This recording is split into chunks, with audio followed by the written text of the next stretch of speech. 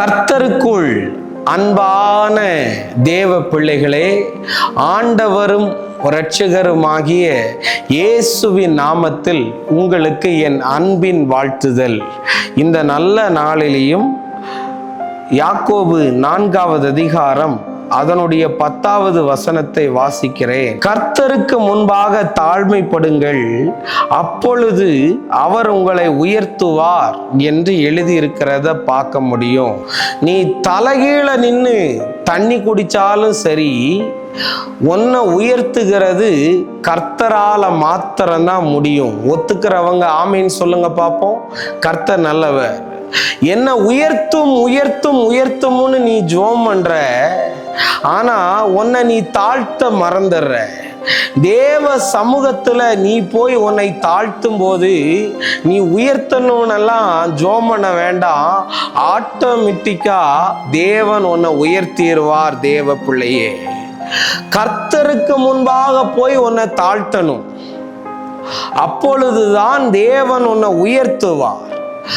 இதுவரையும் உனக்கு உயர்வு வரலனா நீ கர்த்தருக்கு முன்பாக சரியா உன்னை தாழ்த்தலன்னு அர்த்தம். மனுஷனுக்கு முன்னா போய் கை கட்டி நின்றுட்டு சொல்லுங்கய்யா அப்படின்னு சொல்றது பேர் அல்ல தாழ்மை. வெள்ளை சட்டைய போட்டுட்டு வர்றது அல்ல தாழ்மை. சிம்பிளான ஒரு லைஃப் வாழ்றதுக்கு பேரு தாழ்மைன்னு நிறைய பேர் நினைச்சுக்கிட்டு இருக்கிறான். அது கிடையாது தாழ்மை. தேவ சமூகத்துல போய் எல்லாமே உம்மாலே தான் ஆகும், நான் ஒன்றுமே இல்லையேன்னு சொல்லுகிறதுக்கு பேரு தாங்க தாழ்மை.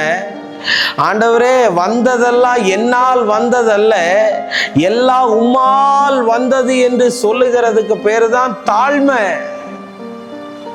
கர்த்தருக்கு முன்பாக தாழ்மைப்படுங்கள், அவர் உங்களை உயர்த்துவார். தேவ பிள்ளையே, ஆனா இன்னைக்கு நிறைய பேர் தாழ்மைன்னு சொல்றதுக்கு டெஃபினிஷனையே மாத்தி அமைச்சிட்டு கிடக்குறான். அமைதியா பேசினா தாழ்மைன்னு நினைக்கிறான், கிழிஞ்ச சட்டையை போட்டுட்டு போனா தாழ்மைன்னு நினைக்கிறான். அது இல்லை.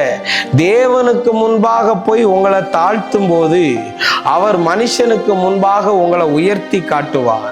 நான் எப்பவுமே சொல்லுவேன், ஒரு மனுஷன் தேவனுக்கு முன்பாக தன்னை தலை குனியும் போது மனுஷனுக்கு முன்பாக ஆண்டவர் தலை நிமிர்ந்து வாழ வைப்பார்.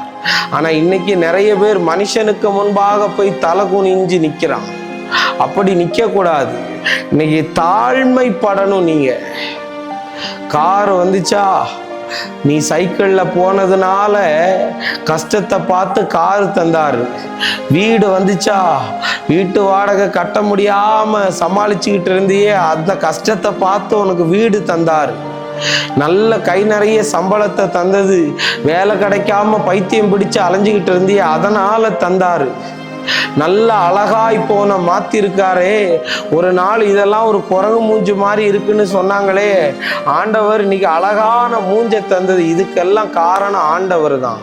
உன்னை நீ அவருடைய சமூகத்துல தாழ்த்து, அவர் உன்னை உயர்த்துவார். நம்ம ஜெபிப்போமா? அன்பான நல்ல ஆண்டவரே, இந்த நேரத்துக்காக நன்றி. ஆண்டவரே, நீங்க எங்களோடு பேசின நல்ல தீர்க்க தரிசனமான வார்த்தைகளுக்காய் நன்றி. எங்களை நாங்கள் தாழ்த்த தேவன் அனுகிரகம் பண்ணும். இயேசுவின் நாமத்தில் வேண்டுகிறேன் நல்ல பிதாவே. ஆமேன், ஆமேன், ஆமேன். God bless you. கர்த்தர் உங்களை ஆசீர்வதிப்பார்.